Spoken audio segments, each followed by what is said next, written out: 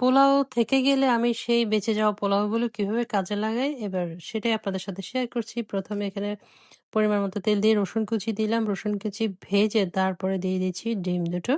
তো ডিমের উপরে এবার একটু লবণ দিয়ে সুন্দর করে ডিমটাকে ভেজে নিচ্ছি। ওইভাবে ভেঙে দিব। ভেঙে জোড়া, জোড়া করে ভাজি করে নিব একদম খুব সুন্দর করে। অনেক সময় হয় না পোলাও রান্নার পর পোলাও থেকে যায়। তো সেই পোলাওগুলোকে এভাবে ভেজে দিলে আমার বাচ্চারা তো খুব মজা করে খেয়ে থাকে। তো এবার পোলাওগুলো দিয়ে দিলাম। দিয়ে এবার নেড়েচেড়ে খুব সুন্দর করে ঝরঝরে করে নেড়েচেড়ে নিব। একদম ভাজা, ভাজা করে নিয়ে নিব পোলাওগুলোকে। তো এবার কিছু সবজি দিচ্ছি যেমন এই যে টমেটো দিয়ে দিলাম, তারপরে দিয়ে দিলাম সসেস দিয়ে দিলাম, গাজর দিয়ে দিলাম আর ক্যাপসিকাম দিয়ে দিলাম। যা ছিল হাতের কাছে ধনিয়া পাতা, কাঁচামরিচ দিয়ে দিলাম। তো হাতের কাছে যা, যা ছিল সবগুলো দিয়ে বাস একটু কালারফুল করার চেষ্টা করেছি পোলাওগুলোকে।